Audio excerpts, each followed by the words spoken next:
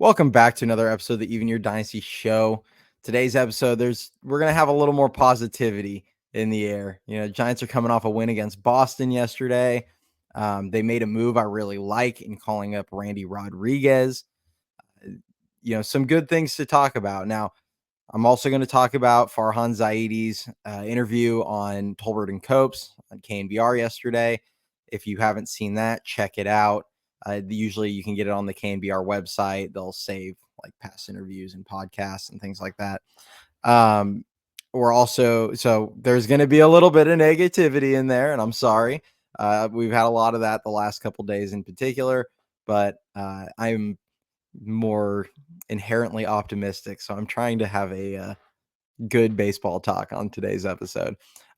Big shout out to Dan and Eric over at NorCal Sports Network. For those of you that didn't know or see it, I did join them on their show on Wednesday. We're hoping to try and make that a regular thing.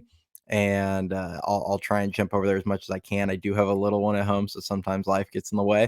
I also, other Dan, the one that joined me on my show at ICETO, is we're talking about trying to get him on here on this channel regularly, possibly every Thursday. So a lot of exciting things coming. I'll continue to get the minor league updates out on Tuesdays and try and keep posting at least 3 or 4 times a week is kind of the goal.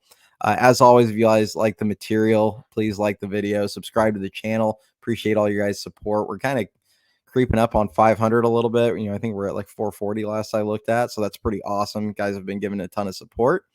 Ditching the backdrop today. I kind of liked it on the video with Dan, so we're going to try and just keep this. We have some plans to get some stuff up on the walls and make it a little cooler, but we got the office cleaned up finally to at least make it respectable. So moving on to the actual material, I'm going to start off with the move they made, calling up right-handed pitcher Randy Rodriguez. I sent a tweet kind of showing his last outing, kind of get a glimpse of his stuff. I'm going to put the video on here as well. Mainly a 2-pitch guy. Now he does throw a changeup and sinker that he'll mix in there occasionally, but he's mainly a 2-pitch guy. He's a fastball slider guy, and both pitches super high end. Fastball will run 95 to 97 typically. He's got a kind of lower arm angle, so he gets a ton of ride on that pitch, or it doesn't. There's not as much vertical drop throughout the pitch, so it's especially effective up in the zone. He also has a slider that is pretty wicked. A lot of horizontal movement, but he can also kind of change the angles of the break, which is kind of it's been super effective. He gets a ton of swing and misses with both pitches. The thing is his command, similar to Eric Miller, who has had his ups and downs so far in the majors, where sometimes he just struggles to find the strike zone, and sometimes he'll still pitch around that. The game in Boston where he walked the first 2 hitters, but then the third hitter, honestly, that almost could have been considered abuse in 20 states. I mean, he like hit him with a painted changeup, a fastball up in the zone, blow it by him, and then threw another painted changeup at the knees. It was just a brutal at bat for I think it was Ref Snyder on the Red Sox. So you get kind of the ups and downs with pitchers like this, which is common. Most pitchers that are relievers that come out of the minors, you kind of get one of 2 molds. You get guys that have, kind of average to below average stuff, but maybe really above average command. Or you get guys like Snyder or like Rodriguez and Miller who have above average stuff or maybe even elite stuff, but below average command. So that's going to be the biggest question for him is, can he throw strikes? Because I think the stuff's going to play. He's been flat out dominant so far in 2024 at AAA. His current numbers down there, 1-1 with a 1.69 ERA. He's got a 1.03 whip. He's pitched in 10 games. He's only given up 2 earned runs, but both the games where he gave up earned runs, you check out his game logs there, and the games where he gave up earned runs, one of them, he gave up 2 walks in the inning. It was a 1 earned run, and he gave up 2 hits and 2 walks. So, I mean, he just struggled with his command. But then he has outings like his last one, which is what I'm going to show, where I'm going to put every pitch, and he only threw 10 pitches and he had 2 strikeouts. I mean, guys they're not touching him, and he could be a really effective arm. He's a guy that I think has the high end to be a late inning guy. I don't know if he'll be a closer, but at least a late inning reliever potentially. Same with a guy like Eric Miller, who if they can throw strikes, they can pitch in the back end of the pen. So I really like the move. For those that have watched the minor league videos I posted, I've said him and Juan Silva have been kind of a dominant, or sorry, Juan Sanchez, not Silva, have been dominant back end of the bullpen in Sacramento. And I've said at least one of those guys should come up, because you look at the Giants pen and they've been what, 26th, 27th in ERA, bullpen ERA. They could use a shot in the arm, and they need more relievers, not starters, that are in the pen, that they're putting them in different roles. Like, I want to see more guys that have like used to being in the bullpen, are relievers, and use those guys. So really like it. We'll see how he does. It's not a guarantee that he's gonna be good. I just like the move. So moving on, kind of the Boston series. Uh, some good and bad. I mean, a lot of bad, unfortunately, especially in the first 2 games. But they had some good things yesterday.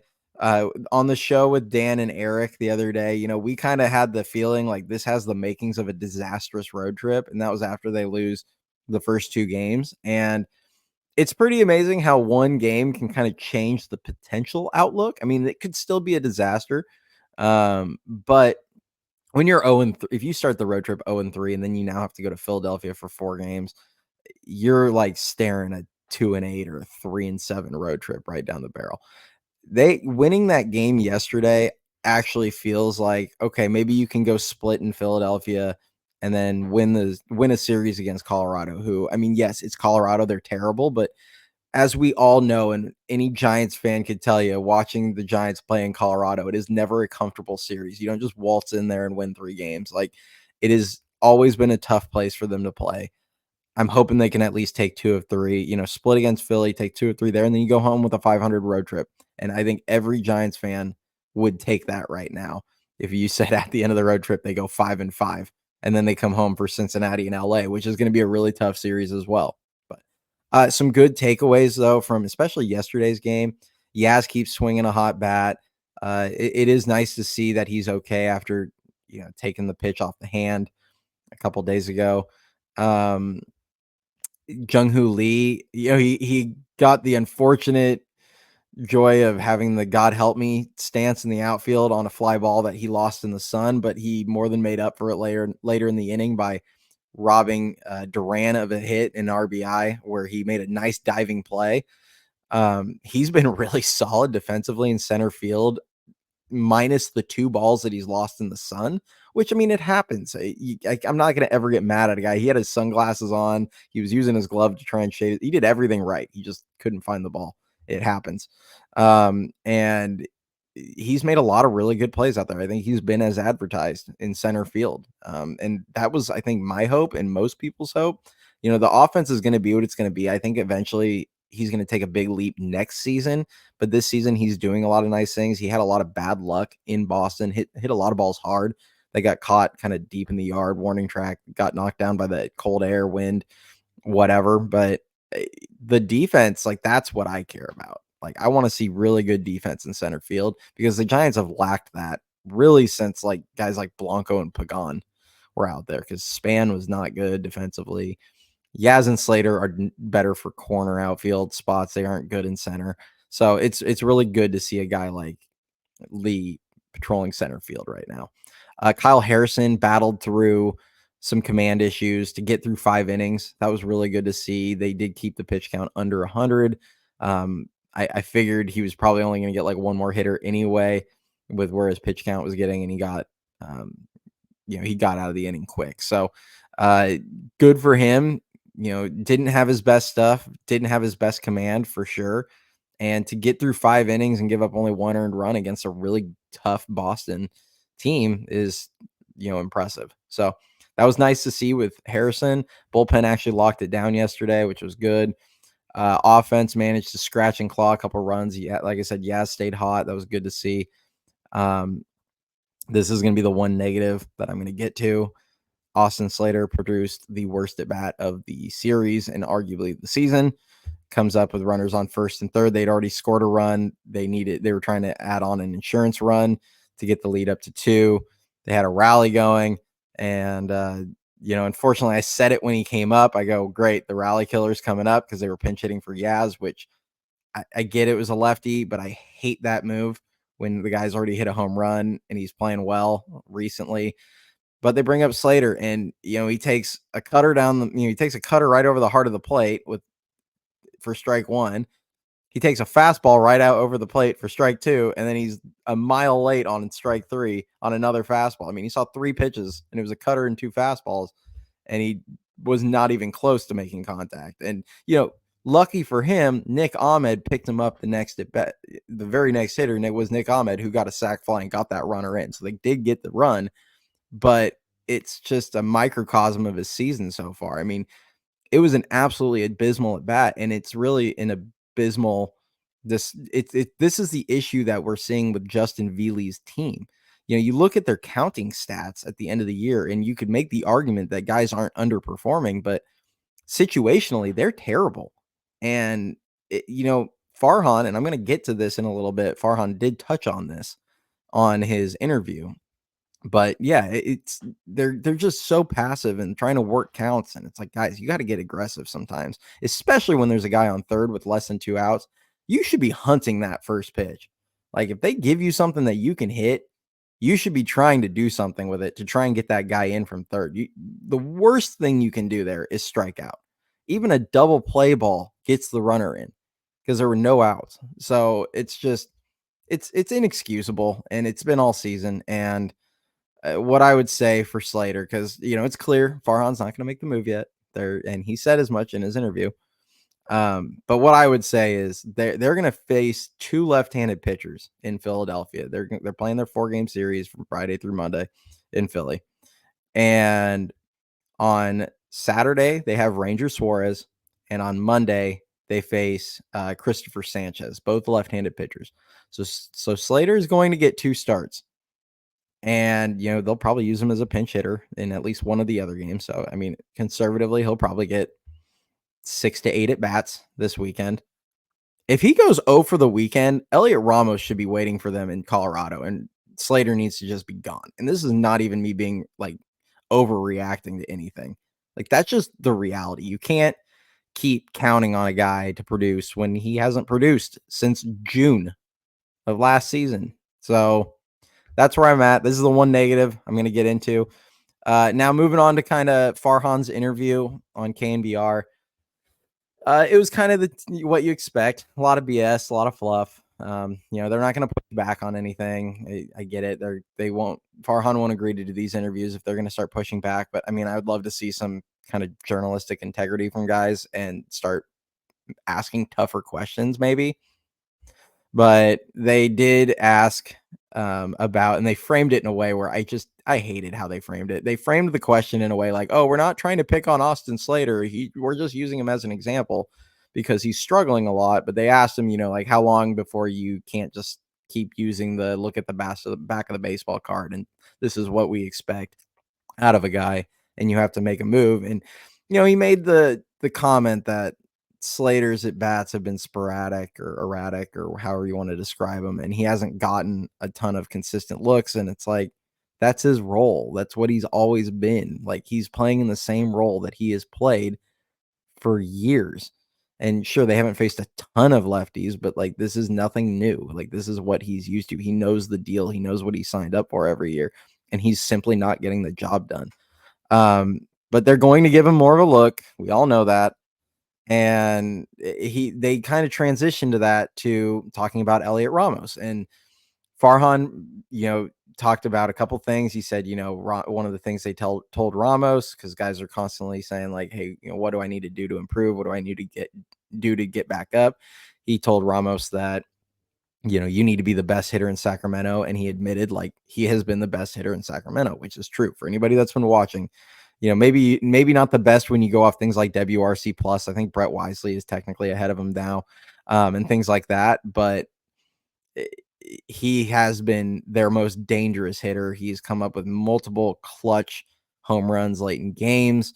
He's been the guy that consistently does the most damage.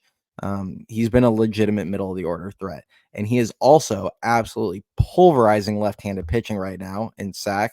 Albeit a small sample size, but right now he's 13 for 29 with 3 home runs, 7 RBIs, 5 walks, and only 5 strikeouts, which is good for a 448 average and a 1287 OPS against left-handed pitching. So give him Slater's role. I mean, it's just, I get it. We want him playing every day, but at this point, I would take Slater's role, and then maybe he gives Conforto a day off every week, and you get him to about 3 starts a week.